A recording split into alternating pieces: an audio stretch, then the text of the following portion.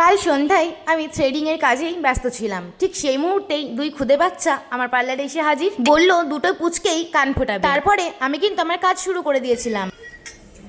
ওটা কে গো? ওদিকে তাকাও।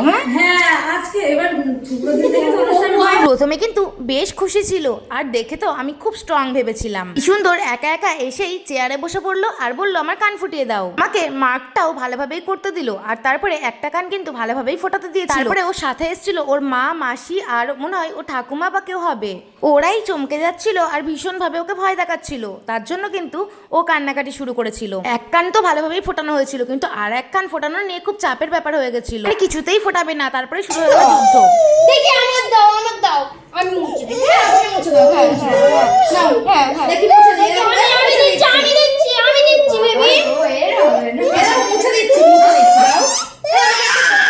মুছে দিই। দেখি এই দেখি এই যে মুছে দিচ্ছি। এই যে মুছে দিই।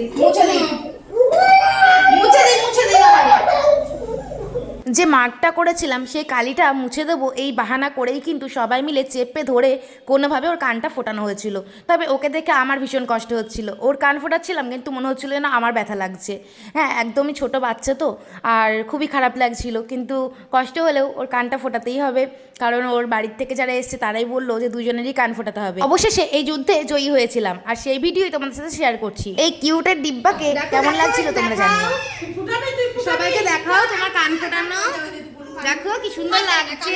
এই যে কি সুন্দর লাগছে। এরা তাকাও, এদিকে তাকাও। তুই ফোটাবি দি? বসো এদিকে। দেখাও তো সবাইকে।